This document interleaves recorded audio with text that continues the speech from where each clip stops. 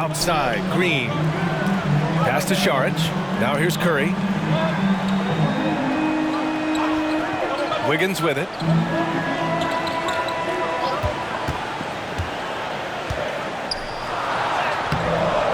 First quarter of play with about a minute and a half gone by. Good D by Bogdanovich. Now here's MP. Coming in off a 14-point game last time out. He shoots a three. Rebounded by Green.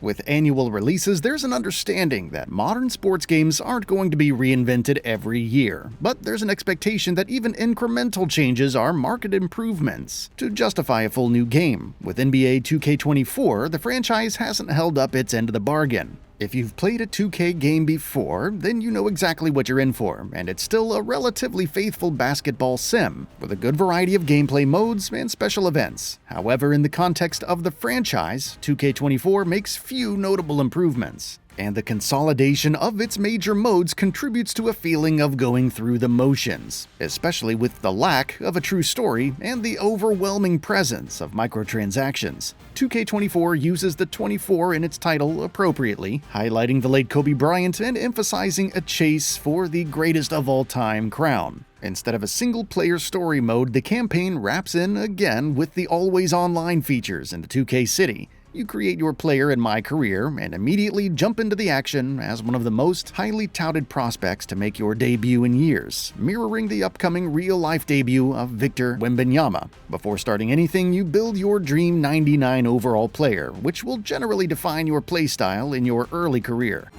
But he just does not have the touch right now. He's in the 60s. And what you appreciate about MP is how even-keeled he is. He's someone... Your journey then is to become the GOAT by playing through key games in the season and completing specific objectives, like outplaying a position rival or stopping a team losing streak. You gain GOAT points and work your way up a tier list of the greatest players ever, with the ultimate goal of overtaking Jordan, LeBron, Kobe, and the rest. While it's an interesting premise for a long-term view of your player, 2K24 doesn't seem to be interested in making the quest to get there the real focus of the mode. Instead, My Career is effectively a stew of a career, online, and streetball modes the franchise has been developing for years, and while each of those modes are fun on their own, they don't make a ton of sense together. As this highly touted prospect, you enter the league as a full-time starter, but while the comparable Victor Wembanyama is an 84 overall, you begin as a 60. You're encouraged to explore the city and play street ball, choose an affiliation, or complete other side quests to improve your character. Not only does it not make sense, however, that a supposedly generational prospect is playing competitive street ball against men in khakis, but from this point forward, the game forces you to choose between glacial development or microtransactions. Like past years, you use VC to upgrade your character. While this isn't new for the franchise, it may take multiple games for you to earn enough VC to upgrade one skill by one level, and games can take upwards of half an hour each. Or, of course, you can buy multiple levels worth of VC with real money, which speeds up the pace of development by an almost insulting amount, and is clearly meant to be a major aspect of your experience with this game. Even if you choose to avoid the microtransactions, the content in My Career is really underwhelming. There are a few voiced cutscenes sprinkled in, but I never felt any real connection to the character or reason to push forward. This isn't a story as much as it's just a reason to throw you into the city to do what you want to do, and what you do hasn't changed too much from past years. The overall My Career experience feels like a shoehorned inclusion of a story into an always online open world, and the modes clash to both of their detriments.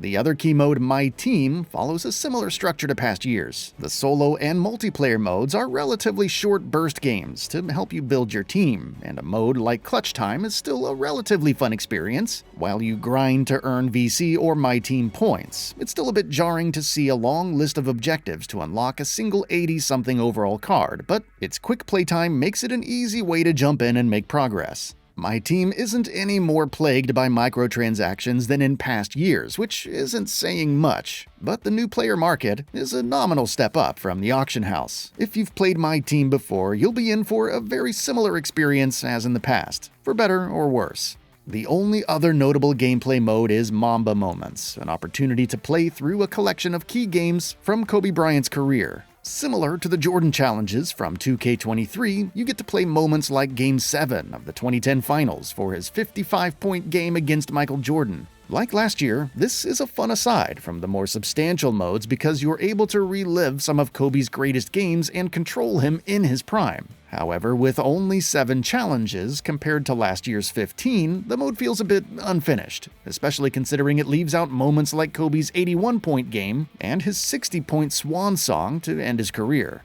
On the court too, 2K24 seems to have taken a step back. Shooting, for one, feels particularly inconsistent. Maybe it's the fact that the new shooting meter takes a split second longer to appear, so that you have less time to react, or maybe it's the fact that the excellent timing is variable, even during your shot, and doesn't tell you where it will be when you release. It all contributes to an expectation that any non-excellent release is a miss, even with some of the best shooters in the game. The AI, too, isn't always predictable, especially when you have a player lock. Sometimes you'll be waiting in the corner as a teammate will move right next to you, almost not noticing you're there and penalizing you for poor spacing, or sometimes an opponent will seemingly intentionally commit a backcourt violation. I was surprised at how many times the AI had moments like this, especially considering that this hasn't been a huge issue in my experiences with 2K in the past. The other major talking point of 2K24 is Pro Play, a new technology that recreates moments from real-life NBA games in 2K gameplay. It's actually an impressive piece of the puzzle when you can recognize a star player's signature move, and I'm excited to see how these inclusions will develop over time as the coming NBA season gets underway. However, it doesn't make enough of an impact on the feel of the game to make a material difference, and I see it as a more of an interesting addition than a real overhaul of animations. Aside from the expected graphical upgrade, the list of material improvements in NBA 2K24 is particularly short this year. A few tweaks to My Team and the short-lived but fun Mamba moments highlight the major sellers of 2K24 over 23,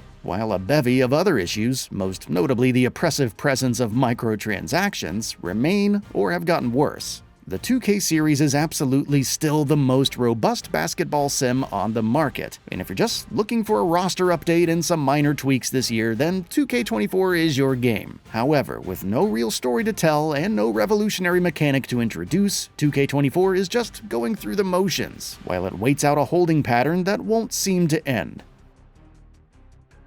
That's all for now. If you enjoy what you saw, please hit the like button, and if you're new to the channel, now is a great time to subscribe. We upload brand new videos every single day. After subscribing, don't forget to enable all notifications by clicking the bell icon. Thanks for watching this video, and we'll see you next time, right here on GamingBolt.